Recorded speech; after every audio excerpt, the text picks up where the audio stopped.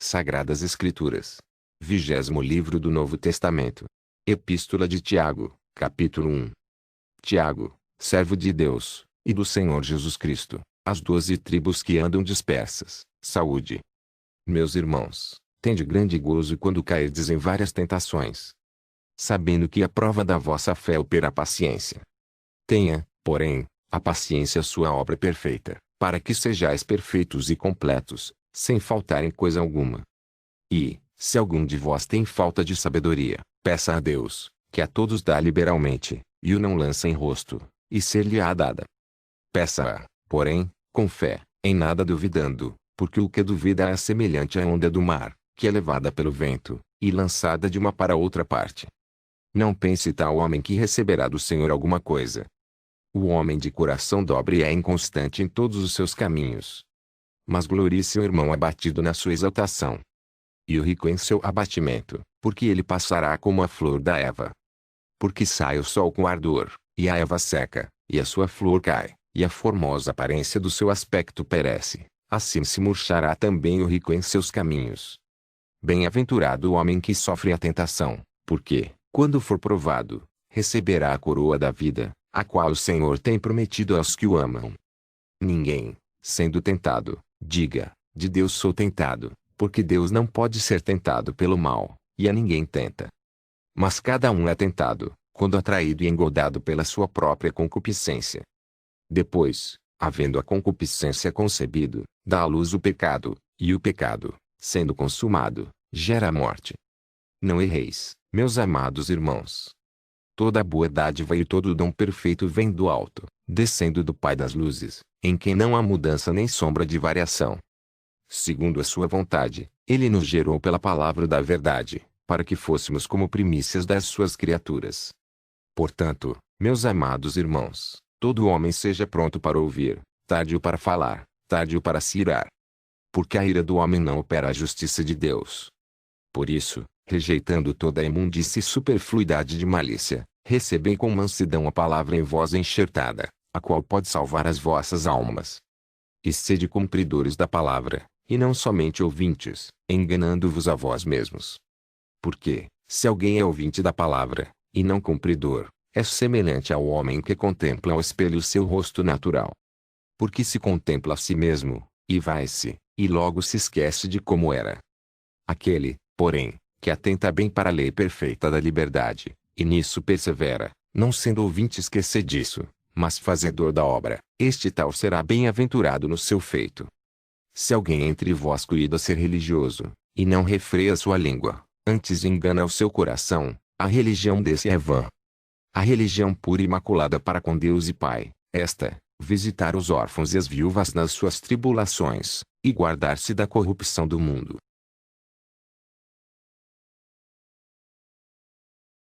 Epístola de Tiago, capítulo 2. Meus irmãos, não tenhais a fé de nosso Senhor Jesus Cristo, Senhor da glória, em acepção de pessoas.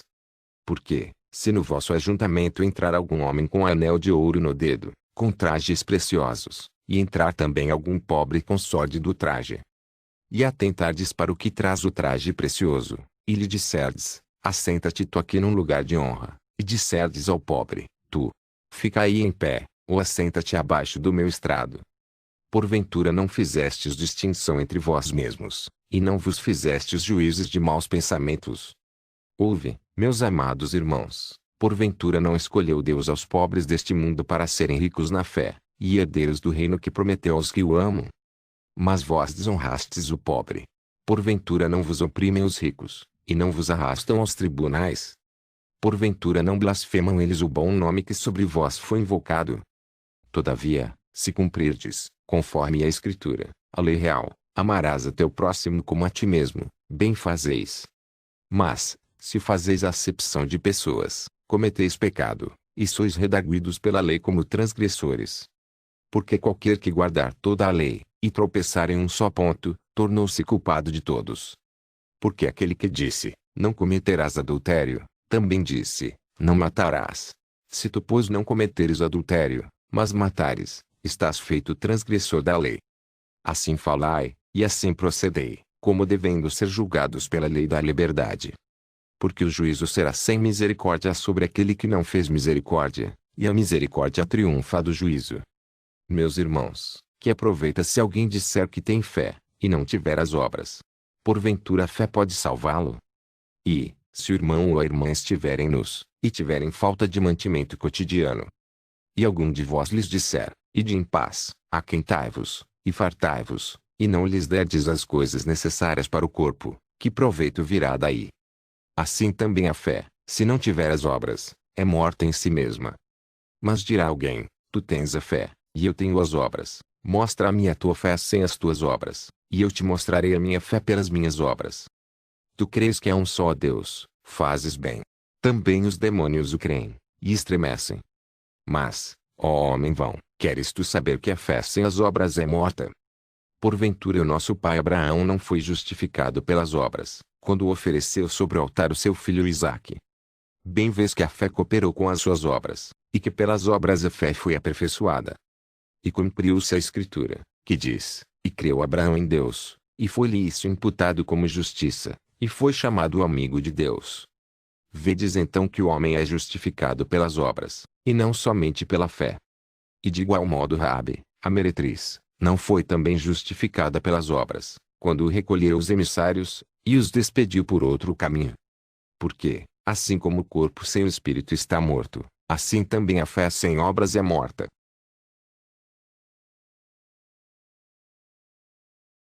Epístola de Tiago, capítulo 3. Meus irmãos, muitos de vós não sejam mestres, sabendo que receberemos mais duro juízo. Porque todos tropeçamos em muitas coisas. Se alguém não tropeça em palavra, o tal é perfeito, e poderoso para também refrear todo o corpo. Ora, nós pomos freio nas bocas dos cavalos, para que nos obedeçam, e conseguimos dirigir todo o seu corpo. Vede também as naus que, sendo tão grandes, e levadas de impetuosos ventos, se viram com um bem pequeno leme para onde quer a vontade daquele que as governa. Assim também a língua é um pequeno membro, e gloria-se de grandes coisas. Vede quão grande bosque um pequeno fogo incendeia. A língua também é um fogo, como o mundo de iniquidade. A língua está posta entre os nossos membros, e contamina todo o corpo, e inflama o curso da natureza, e é inflamada pelo inferno. Porque toda a natureza, tanto de bestas feras como de aves, tanto de répteis como de animais do mar, se amansa e foi domada pela natureza humana. Mas nenhum homem pode domar a língua. É um mal que não se pode refrear, está cheia de peçonha mortal. Com ela bendizemos a Deus e Pai, e com ela amaldiçoamos os homens, feitos à semelhança de Deus. De uma mesma boca procede bênção e maldição. Meus irmãos, não convém que isto se faça assim. Porventura deita alguma fonte de um mesmo manancial água doce e água amargosa? Meus irmãos, pode também a figueira produzir azeitonas, ou a videira figos? Assim tampouco pode uma fonte dar água salgada e doce. Quem dentre vós é sábio e entendido? Mostre pelo seu bom trato as suas obras em mansidão de sabedoria.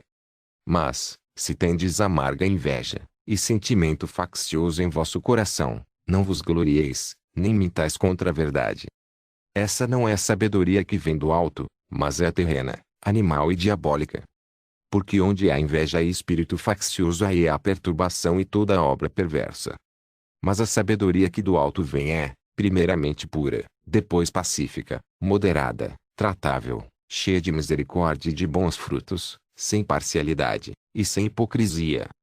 Ora, o fruto da justiça semeia-se na paz, para os que exercitam a paz. Epístola de Tiago, capítulo 4. De onde vêm as guerras e pelejas entre vós? Porventura não vem disto, a saber, dos vossos deleites, que nos vossos membros guerreiam. Cobiçais, e nada tendes, matais, e sois invejosos, e nada podeis alcançar, combateis e guerreais, e nada tendes, porque não pedis. Pedis, e não recebeis, porque pedis mal, para o gastardes em vossos deleites. Adúlteros e adúlteras, não sabeis vós que a amizade do mundo é inimizade contra Deus? Portanto, qualquer que quiser ser amigo do mundo constitui-se inimigo de Deus. Ou cuidais vós que em vão diz a Escritura, o Espírito que em nós habita tem ciúmes? Antes, ele dá maior graça. Portanto diz, Deus resiste aos soberbos, mas dá graça aos humildes. Sujeitai-vos, pois, a Deus, resisti ao diabo, e ele fugirá de vós. Chegai-vos a Deus, e ele se chegará a vós. Alimpai as mãos, pecadores, e, vós de duplo ânimo, purificai os corações. Senti as vossas misérias, e lamentai e chorai, converta-se o vosso riso em pranto, e o vosso gozo em tristeza. Humilhai-vos perante o Senhor, e ele vos exaltará. Irmãos, não faleis mal uns dos outros. Quem fala mal de um irmão, e julga seu irmão, fala mal da lei, e julga a lei, e, se tu julgas a lei, já não és observador da lei, mas juiz. Há só um legislador que pode salvar e destruir. Tu, porém, quem és, que julgas a outrem? E agora vós, que dizeis, hoje, ou amanhã, iremos a tal cidade, e lá passaremos um ano, e contrataremos, e ganharemos. Digo-vos que não sabeis o que acontecerá amanhã. Porque, que a vossa vida é um vapor que aparece por um pouco, e depois se desvanece. Em lugar do que devias dizer, se o Senhor quiser, e se vivermos, faremos isto ou aquilo. Mas agora vos gloriais em vossas presunções, toda glória tal como esta é maligna. Aquele, pois, que sabe fazer o bem e não o faz, comete pecado.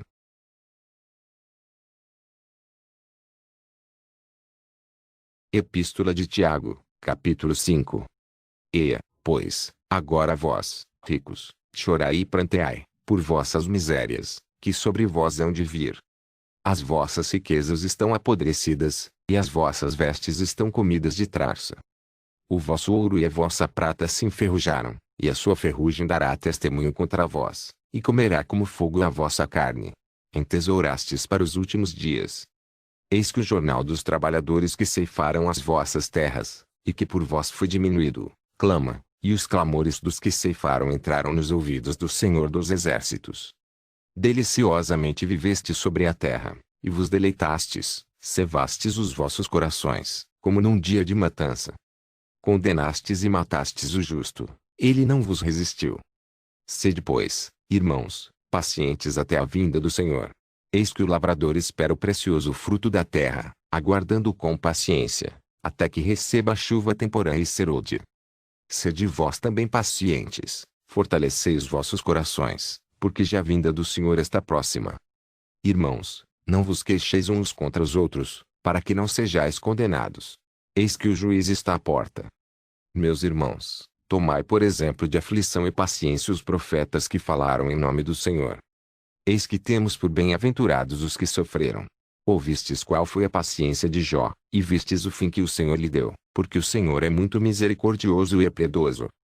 Mas, sobretudo, meus irmãos, não jureis, nem pelo céu, nem pela terra, nem façais qualquer outro juramento, mas que a vossa palavra seja sim, sim, e não, não, para que não caiais em condenação.